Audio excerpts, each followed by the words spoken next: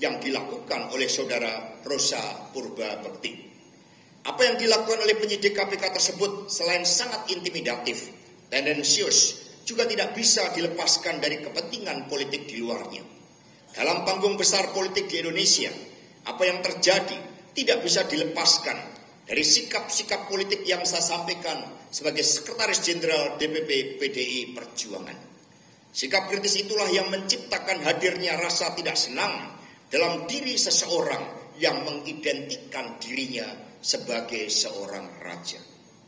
Pertama, penolakan terhadap kehadiran kesebelasan Israel dalam Piala Dunia U20 tahun 2023. Sikap resmi PD Perjuangan berpijak pada konstitusi sejarah dan prinsip-prinsip kemanusiaan yang tertuang dalam Dasar-Sila Bandung.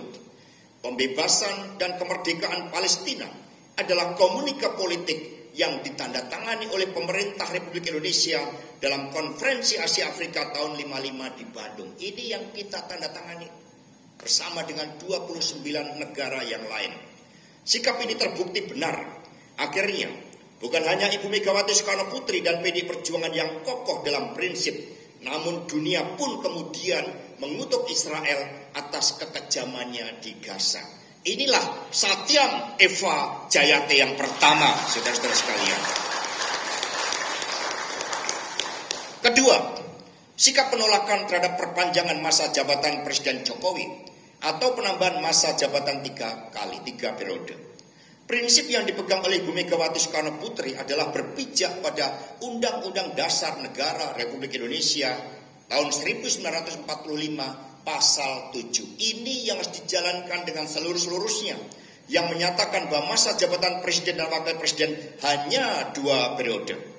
Akhirnya seluruh masyarakat sipil, mahasiswa dan akademisi menolak hal ini. Dan inilah Satyam Eva Jayate yang kedua. Jadi Satyam Eva Jayate adalah kebenaran itu pasti menang. Itu yang kita pegang. Ini adalah prinsip-prinsip kebenaran yang kita junjung tinggi. Yang ketiga, ketika konstitusi dikebiri dan demokrasi terancam mati melalui keputusan MK nomor 90 tahun 2023, inilah abuse of power dengan menggunakan hukum dan diduga penuh dengan intimidasi dan penggunaan kekuatan kapital akibat campur tangan Presiden Jokowi dan Ketua MK saat itu Anwar Usman.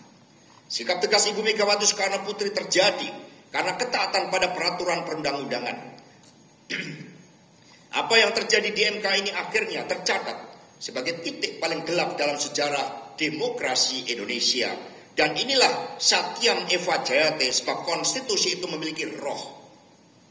Dan sekiranya itu dilanggar melalui abuse of power, maka bisa menciptakan krisis. Kita yang tidak menginginkan itu, maka kita juga akhirnya berproses, meskipun itu semua adalah prosedural.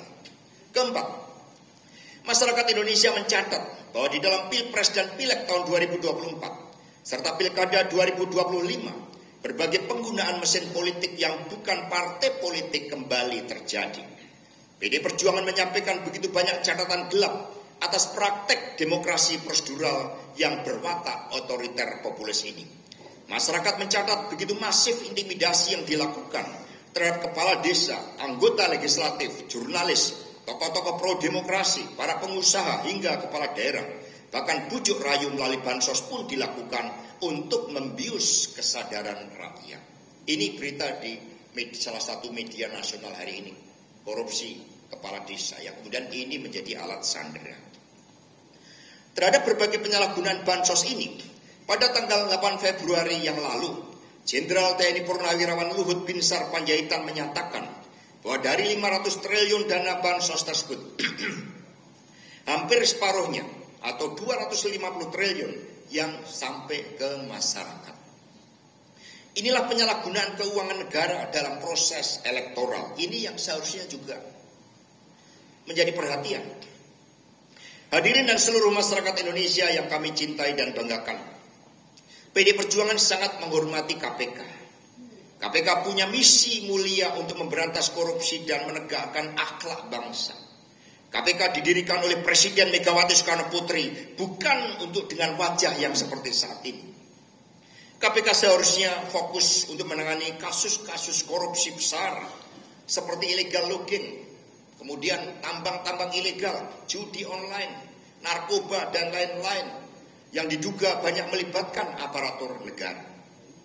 PD Perjuangan dan seluruh rakyat Indonesia akan memberikan dukungan penuh terhadap KPK jika benar-benar memberantas korupsi pada kasus-kasus yang merugikan keuangan negara.